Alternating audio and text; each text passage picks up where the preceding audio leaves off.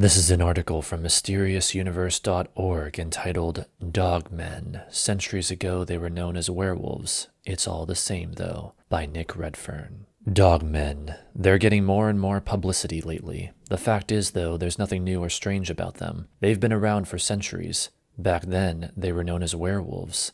That's right, werewolves and dogmen are pretty much the same. With that said, let's have a look at some of those cases from older times. In 1879, Karl Barth wrote that in the vicinity of Klein Krams near Ludwigslust, Germany, there existed in earlier centuries huge woods that, quote, were so rich with game that the dukes often came to this region to hold their great hunts. During these hunts, they almost always saw a wolf who, even though he came within shooting distance, could never be killed by a huntsman. Indeed, they even had to watch as he took a piece of game before their very eyes, and, something that was most remarkable to them, ran with it into the village, end quote. Barch continued that, on one particular occasion, a hussar from Ludwigslust was making his way through the village to meet with a man named Feig. When the unnamed hussar arrived at the home of the man in question, he got far more than he bargained, as Barch recorded, quote, when he entered the house, a flock of children stormed out of the house with a loud cry and hurried out into the yard. When he asked them about their wild behavior, they told him that except for a small boy, no one from the Feig family was at home, and that he, as was his custom when no one was at home, had transformed himself into a werewolf, and that they were running away from him because otherwise he would bite them, end quote. Soon afterwards, Barch continued, the much-feared wolf boy appeared, but by now he was back in his human form.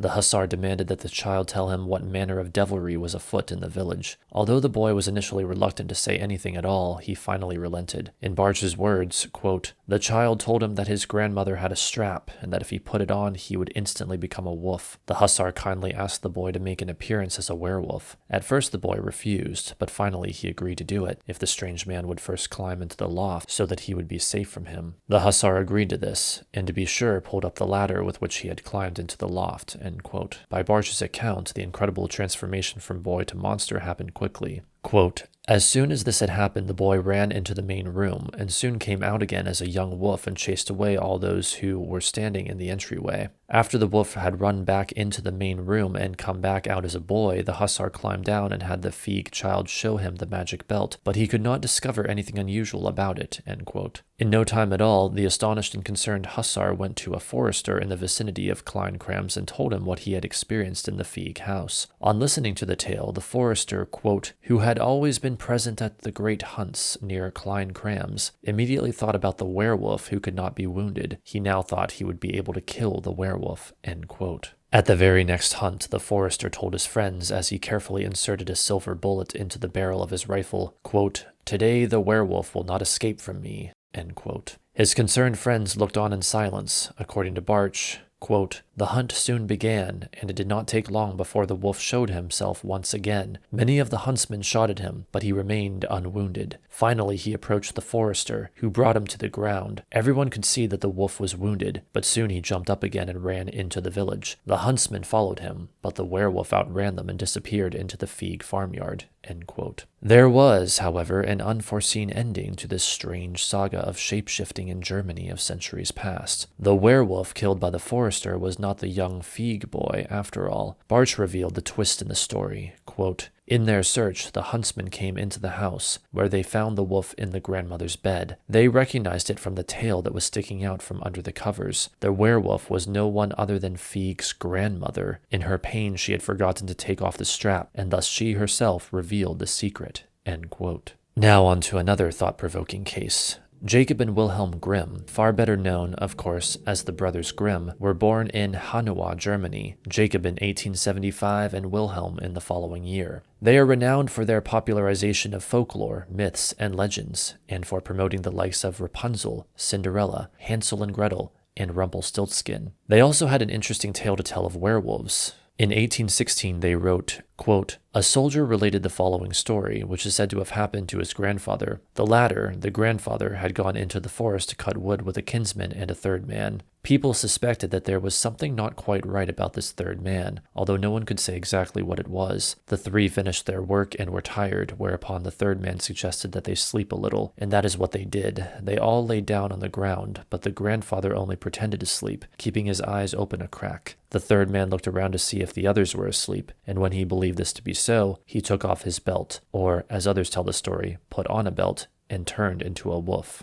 However, such a werewolf does not look exactly like a natural wolf, but somewhat different. Then he ran to a nearby meadow where a young foal was grazing, attacked it, and ate it, including skin and hair. Afterward he returned, put his belt back on, or took it off, and lay down, as before, in human form. A little later they all got up together and made their way toward home. Just as they reached the town gate, the third man complained that he had a stomachache. The grandfather secretly whispered in his ear, "That I can well believe, for someone who has a horse, complete with skin and hair, in his belly." The third man replied, "If you had said that to me in the forest, you would not be saying it to me now." And a woman had taken on the form of a werewolf and had attacked the herd of a shepherd whom she hated, causing great damage. However, the shepherd wounded the wolf in the hip with an axe blow, and it crawled into the brush. The shepherd followed, thinking that he could finish it off, but there he found a woman using a piece of cloth torn from her dress to stop the blood gushing from a wound. At Luttich in the year 1610, 2 sorcerers were executed because they had turned themselves into werewolves and had killed many children. With them they had a boy of 12 years whom the devil turned into a raven whenever they were tearing apart and eating their prey. End quote. In a century long past and in a valley in the Fichtel Mountains, Bavaria, Germany, said Alexander Schoppner in 1874, a shepherd was tending his flock in a green meadow. Several times it happened that after driving his herd home, he discovered that one of the animals was missing. On each and every occasion, the search for the animals ended in complete failure. They were, said Schoppner, quote, lost and they remained lost, end quote. On one occasion, however, the shepherd spied a huge wolf-like animal stealthily exiting the woods and attacking, and quickly killing, a small lamb. The shepherd gave chase, but was not quite quick enough. The wolf thing was near instantaneously gone, as was the unfortunate lamb. Schoppner noted that the shepherd was not going to give up quite that easily, however, and he formulated a plan. Quote, the next time he took an expert marksman with him. The wolf approached, but the marksman's bullets bounced off him. Then it occurred to the hunter to load his weapon with a dried pith from an elderbush. The next day he got off a shot, and the robber ran howling into the woods. The next morning the shepherd met an old neighbor woman with whom he was not on the best of terms. Noticing that she was limping, he asked her, "Neighbor, what is wrong with your leg? It does not want to go along with you."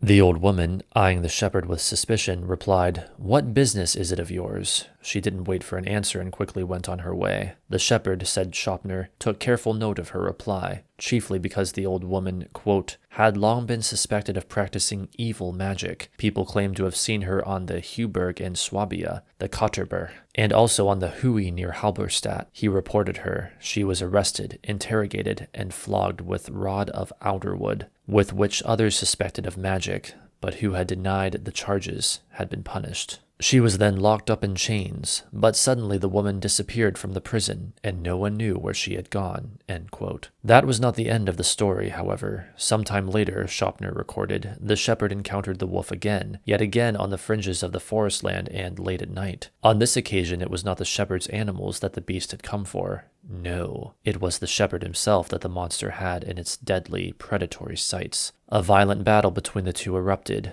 during which the shepherd, quote, gathered all of his strength together against the teeth and claws of the ferocious beast, end quote. Despite the shepherd's determination to slay the beast, it quickly became clear that he was overwhelmed when it came to the matter of sheer brute force and strength. The shepherd would have died had it not been for a hunter who quickly happened upon the scene and who, quote, fired a shot at the wolf and then struck it down with his knife. The instant that blood began to flow from the wolf's side, the old woman from the village appeared in the field before them, writhing and twisting terribly. They finished killing her and buried her 20 feet beneath the earth. End quote. Schoppner concluded his account as follows, quote, at the place where they buried the woman, they erected a large stone cross, which they named the Wolf Stone in memory of these events. It was never peaceful and orderly in the vicinity of the stone. Now, to a case that's in a later time, but that still falls into this particular issue of Dogmen. Dion Fortune was an occultist, mystic, and the author of a number of acclaimed works, and whose real name was Violet Mary Firth.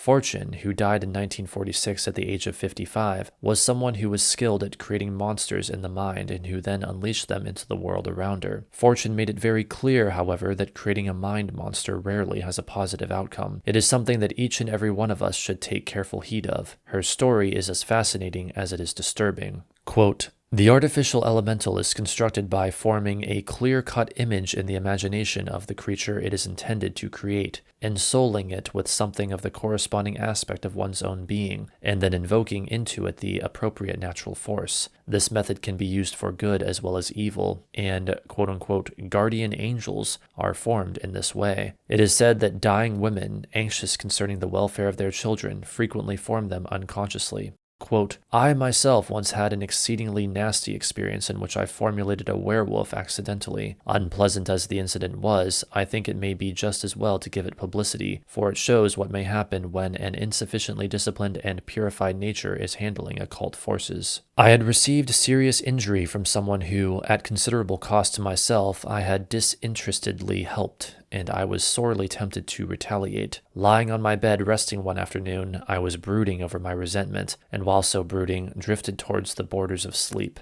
There came to my mind the thought of casting off all restraints and going berserk. The ancient Nordic myths rose before me, and I thought of Fenris, the wolf horror of the north. Immediately I felt a curious drawing out sensation from my solar plexus, and there materialized beside me on the bed a large wolf. It was a well-materialized ectoplasmic form. It was gray and colorless, and had weight. I could distinctly feel its back pressing against me as it lay beside me on the bed as a large dog might. I knew nothing about the art of making elementals at that time, but had accidentally stumbled upon the right method, the brooding highly charged with emotion, the invocation of the appropriate natural force, and the condition between sleeping and waking in which the etheric double readily extrudes." End quote. What all of this tells us is that there's very little difference between ancient werewolves and today's dogmen, only the name has changed.